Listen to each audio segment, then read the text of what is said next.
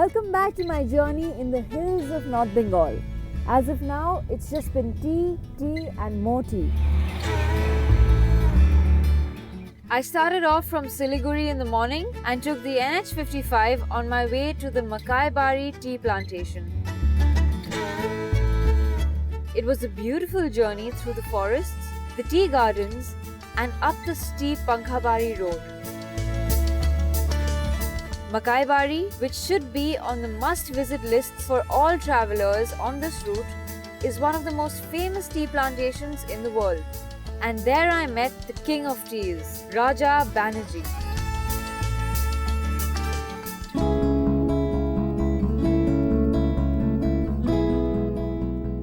My next destination is Baichung Bhutia, which is on a slight detour from the road to Darjeeling. However, we will be following the NH55 till Ghum, where I will turn away from the road to Darjeeling. The road to Ghum is not in the best condition. In patches, it has some really bad potholes.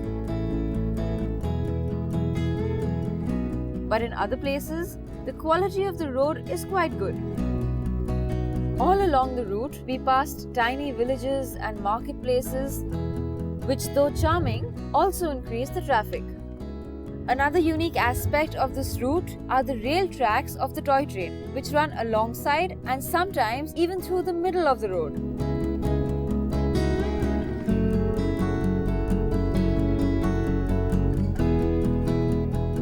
So I'm getting into Ghum now, and I think it's probably the highest point of my journey.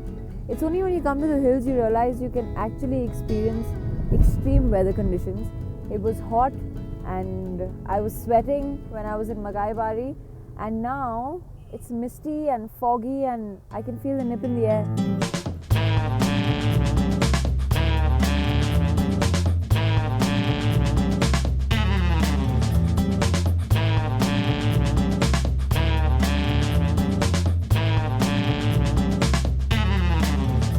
So this very cute station in the middle of the road is a station for the toy train.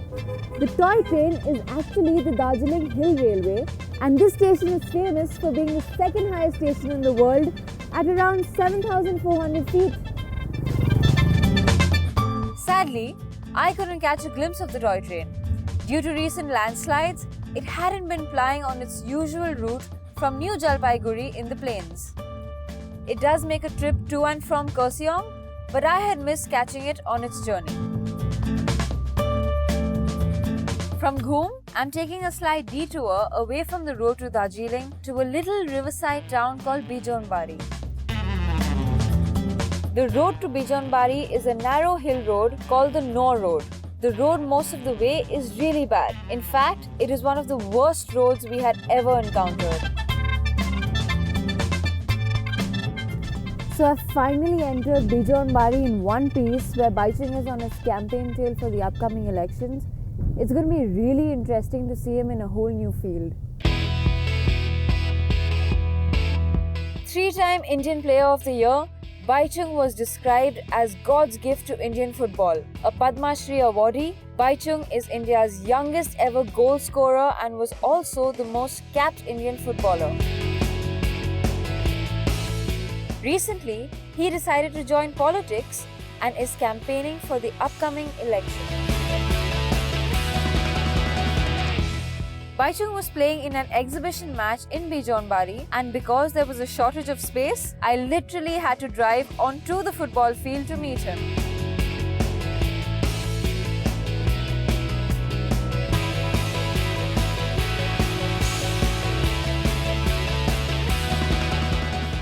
I'm watching Baichung play football live in Baichung Bhutia. You really think that was possible? I didn't think that was possible.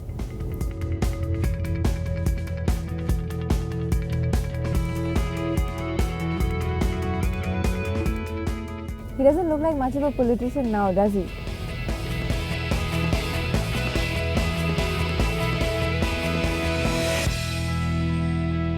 So I finally found Baichung. After that huge, long, crazy drive, it was completely worth it.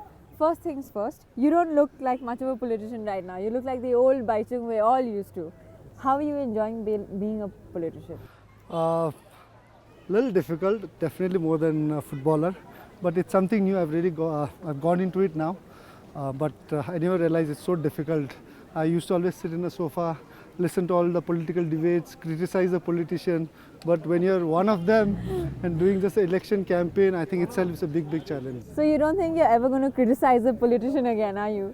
No, I think you need to criticize. I think when it comes to accountability and being honest and, then I think if they are not, then you've got to criticize. I think it's important that politicians should reach out to the people and look at their problems. I'm not saying that being a politician after winning it, I'm going to solve everything. But I think it's important that people should ask for accountability, because you've seen Darjeeling, it's been ignored completely, and you complain about your long journey and difficult roads. So these, I think, basic things in the hills are missing in terms of water, in terms of roads, in terms of schools, in terms of dispensary, healthcare. I think these are things which we need to really look after it. So I'm in Darjeeling after a very long time. I came here when I was really young. Okay. So what do you suggest I definitely should do before I go back? I think the most important thing, and every tourist does it is breakfast in Caventers, and also don't miss to walk in the evening around Chaurasta. Those are the two things I should do? It's very beautiful. Those kids are playing football there, and I've seen you play football all my life. You think I can manage playing football? Why don't you give it a shot? Come on. With You you, can try really? it. Yeah. I think it's going to be great.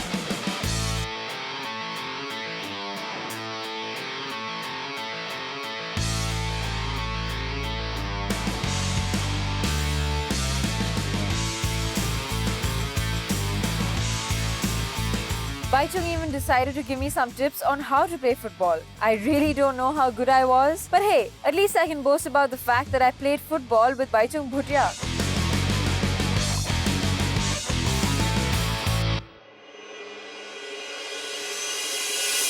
By the time I finally reached Darjeeling, it was late at night.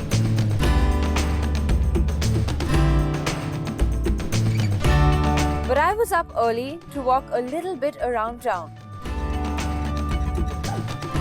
Now and then, one does get glimpses of the beautiful colonial hill station Darjeeling used to be.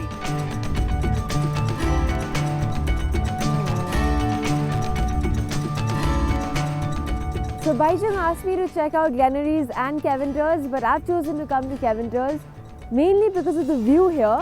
On a clear day, you can actually get to see the mighty Kanchenjunga. I'm going to check out Caventers now.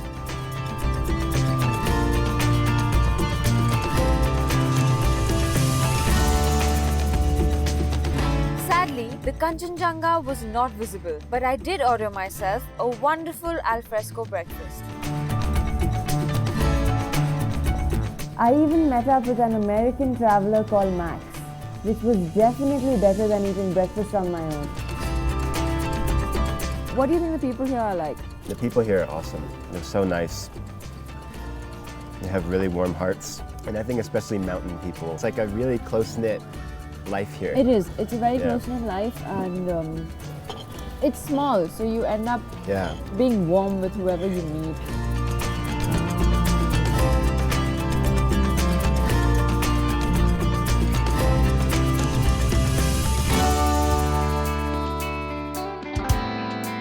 Like most eventful and good journeys, mine too had come to an end. It had started following the NH55 through beautiful sal forests and tea gardens, and it continued up the steep and winding Pankhabari route. We crossed towns and busy marketplaces with the tiny toy train tracks accompanying us up till Ghum. Smooth most of the way, with some potholes thrown in to jolt unsuspecting drivers, the NH55 had been a joy to drive on. Though from Ghum to Bijonbari, the tiny Nor road gave me and my car many a scare because the road was in such a bad condition. What also made the trip special was that I was coached by two masters. One coached me in the art of tasting tea, and the other coached me on playing football. I might not have been the best student, but it was certainly great fun. Overall, this is a trip we recommend that you take, because I, for one, am certainly going to be back. If for nothing else, but that drive in the morning.